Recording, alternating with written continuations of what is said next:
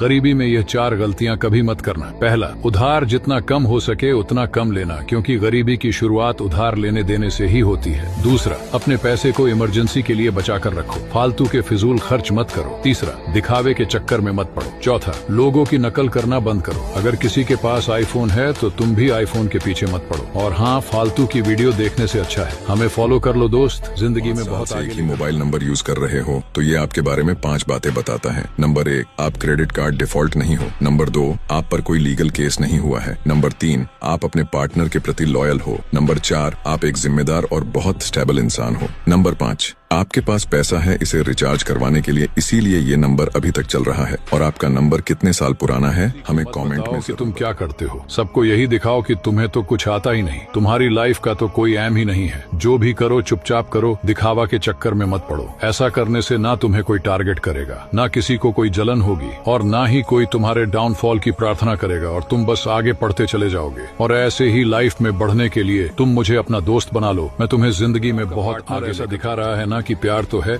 लेकिन अब साथ नहीं रह सकते। बात करनी है लेकिन पहले की तरह टाइम नहीं देना है। जो पहले आपकी बातें मान ली जाती थी, अब उन्हीं बातों पे बहाने पेश किए जा रहे हैं। छोटी छोटी बातों पे झगड़े हो रहे हैं। तो इसके पीछे का एक ही रीजन होता है, वो किसी थर्ड पर्सन की एंट्री और आपके साथ ऐसी सिचुएशन क्रिएट की जा रही है कि कैसे भी करके आप खुद ही उनसे रिश्ता खत्म कर दो और वो नए के साथ रह सके। क्योंकि अब आप बोरिंग हो गए हो। आप उसके लिए अब धोखेबाज इंसान मुंह पे तो बोलेगा नहीं कि मुझे कोई और चाहिए, मुझे तुम्हारे साथ नहीं रहना है। वो आपको इस हद तक मजबूर कर देगा कि आप खुद ही उनसे रिश्ता तोड़ दोगे और बाद में आपको ही धोखेबाज ठहरा दिया जाएगा। खैर, जिनके साथ ये चीज ऑलरेडी हुई होगी वो मेरी बात को अच्छे से समझ पा रहे होंगे। बाकी आप लोग कमेंट में बताना कि आपके साथ भी कभी ऐसा प्यार होता है तो लड़की दिन भर कॉल या मैसेज पर बातें करती, फिर धीरे धीरे लड़की का मन भर जाता है, फिर वही लड़की कॉल तक नहीं उठाती, ऑनलाइन आने पर भी मैसेज सीन नहीं करती। इसीलिए लड़के हो तो प्यार व्यार के चक्कर में मत रहो, अपने करियर पर ध्यान दो। अपने उस झाटू दोस्त को भी शेयर करो जो हमेशा लड़कियों के पीछे पागल रहता है। और हाँ, अब आपके पास 2 ऑप्शन है। फर्स्ट, या तो आप इस रील को स्क्रॉल करके चले जाए, अब हम एक दूसरे को कभी नहीं मिलेंगे, और सेकंड, हमें फॉलो कर ले। पूरी लाइफ चीजों को छोड़ दो। नंबर 1,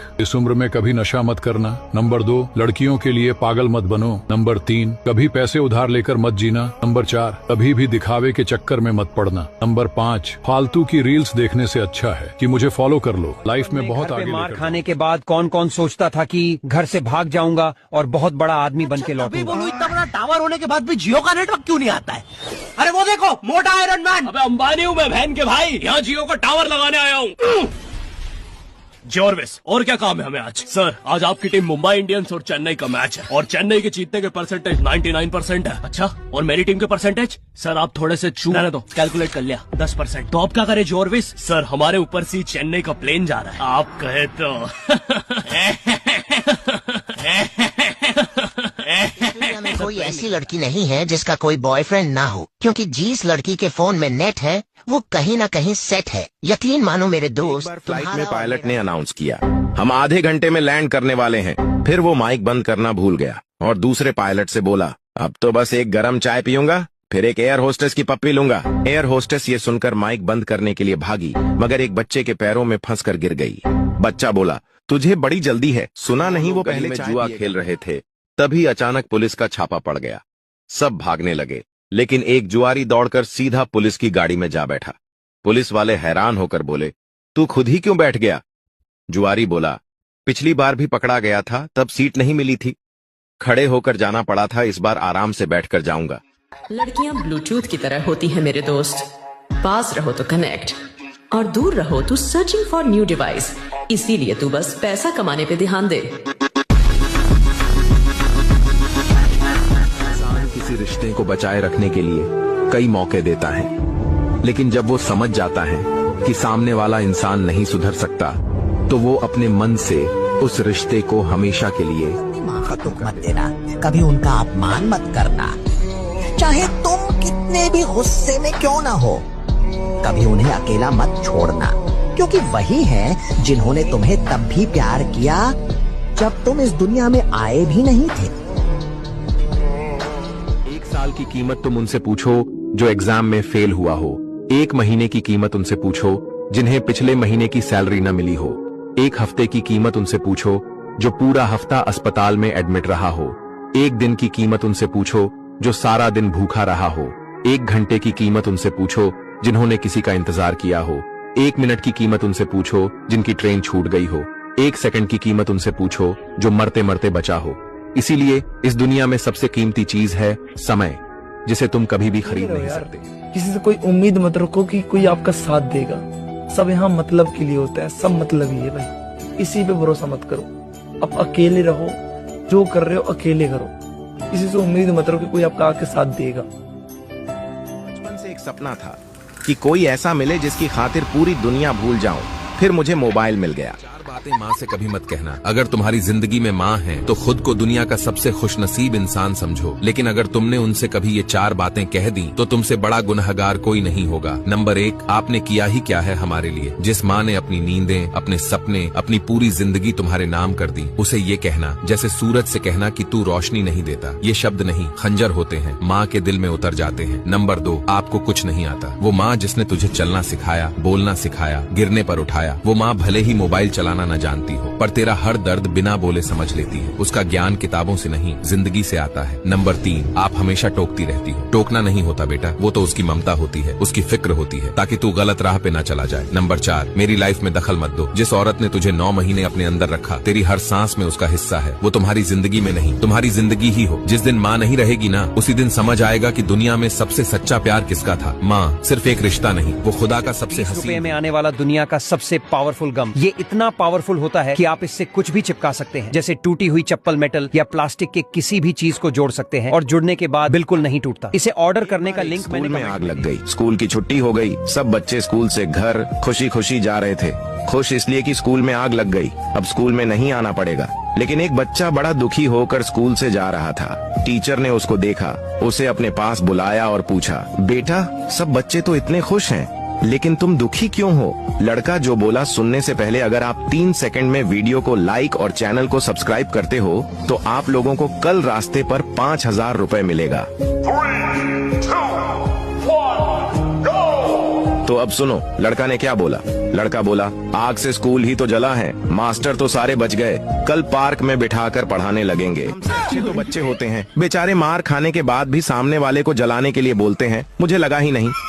बात उन दिनों की है जब मैं स्कूल में पढ़ता था। घर वालों को मैंने मार्कशीट दिखाई जिसमें मुझे गणित विषय में 100 में से 90 अंक मिले थे। घर वालों ने मेरी मार्कशीट देखी, मुझे घूरा और दे धमाधम दे मुक्के बड़े भरोसे से कहने लगे, तुम इतने समझदार और पढ़ने वाले कब से हो गए हो? जरूर तुमने मार्कशीट में 9 के 90 करे हैं, 0 अपने आप बढ़ाते हो। बोल बोल कर मुझे धुनते रहे और मैं बेचारा रो रहा था, हाथ जोड़ जोड़ कर बोल रहा था कि मैंने 0 नहीं बढ़ाया, मैंने 0 नहीं बढ़ाया। मगर घर वाले कुछ सुनने के मूड में नहीं थे और मुझे लाल किए जा रहे थे। खैर वो भी क्या वक्त था। बस उस वाकये को सोचकर इतने सालों बाद आज भी मैं यही कहूंगा कि मैंने 0 नहीं बढ़ाया था, मैंने तो 9 बढ़ाया था।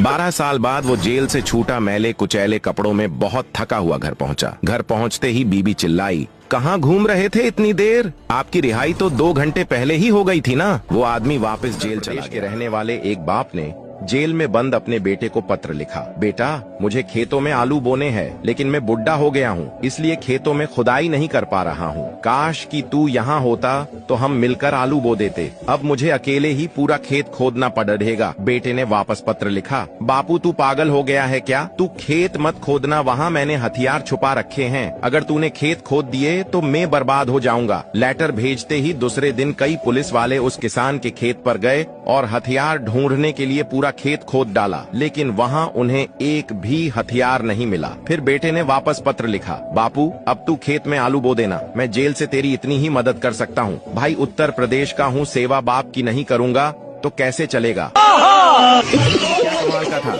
रात को चादर ओढ़ कर सोचते थे भूत अब कुछ नहीं कर पाएगा। घर जाके नाना को संस्कृत में पितामह बोल दिया। खुश होकर नाना ने पूरी जमीन मेरे नाम कर दी। अब मामा कट्टा लेकर मुझे ढूंढ रहे हैं। तुम अपने हो इसीलिए बता रहा हूँ। 26 जनवरी को स्कूल में बूंदी बटेगी। गैंग मरने के बाद नरक में गया। शैतान दासी से बोला, इन सबको गर्म तेल में फ्राई करो। 3 घंटे बाद शैतान वापस आया और दासी से बोला, तुमने अभी तक इनको फ्राई नहीं किया। तब दासी बोली, ये सब इतने हरामी हैं कि चूल्हा जलाने को नीचे झुकती हूं तो साले गांड मार लेते हैं। होटल में ऐलान हुआ, जो आदमी मगरमच्छ से भरे तालाब को पार कर लेगा उसे 5 करोड़ मिलेंगे, और जिसे रास्ते में मगरमच्छ खा लेगा उसके परिवार को 2 करोड़ मिलेंगे। सारे डर गए। तभी एक आदमी ने छलांग लगा दी। मगरमच्छ पीछे पड़े। आदमी बिजली की स्पीड से भागा और फाइनली तालाब पार कर गया। 5 करोड़ का विजेता बन गया। लोग तालियां बजा रहे थे, लेकिन वो चिल्लाया, पहले बताओ मुझे धक्का किसने दिया था? तभी उसकी वाइफ बोली, मैंने दिया था, क्योंकि या तो तुम करोड़पति बन जाते या मैं। इसीलिए कहते हैं हर कामयाब आदमी के पीछे एक औरत का हाथ होता है। चलो मैं तुम्हें लेने आया हूँ, तुम्हारा समय पूरा हुआ। आदमी ने कहा, लेकिन अभी तो मेरी उम्र नहीं हुई और मैं एकदम स्वस्थ भी हूँ। यमराज बोले, तुम अपना मोबाइल बिना लॉक किए घर पर भूल आए हो और वो तुम्हारी पत्नी के हाथ लग गया है। आदमी बोला, मैं भैंसे पर आगे बैठूंगा। करोड़पति में मुझसे 5 करोड़ का सवाल पूछा गया कि आपका वो कौन सा दोस्त है जो पूरी ठंड में महीने में एक ही बार नहाता है? कसम से भाई, मैंने 5 करोड़ को ठोकर मार दी, पर मैंने तेरा नाम नहीं बताया। शेयर करो उन सभी दोस्तों को जो हफ्ते में देश है जहां लोग लड़ाई से पहले बोलते हैं तू हाथ लगा के दिखा, और लड़ाई के बाद बोलते हैं तूने हाथ कैसे लगाया। धोखा आम बात है। अब सूरज को ही देख लो, आता है किरण के साथ, रहता है रोशनी के साथ, और जाता है संध्या के साथ है। और कल वर्षा भड़क गई तो छिप गया कहीं जाके मेघा के साथ। लिस्ट में एक ऐसा दोस्त जरूर होता है कि जब भी हम सोशल मीडिया पर किसी लड़की की प्रोफाइल खोलते हैं तो उसने जरूर फॉलो किया होता है। अरे भाई, हमारे लिए भी कोई लड़की छोड़ दे, टैग करें अपने उस दोस्त को। टीचर किसी बच्चे को बोलता था कि जो भी क्लास में शोर करेगा उसका नाम तुम बोर्ड पर लिख देना। उस टाइम वो बच्चा अपने आप को पुलिस कमिश्नर से कम नहीं समझता था और सारी क्लास को चोर समझता था। अगर आप ऐसे कमिश्नर को जानते हो तो उसे यह रील टैग करें।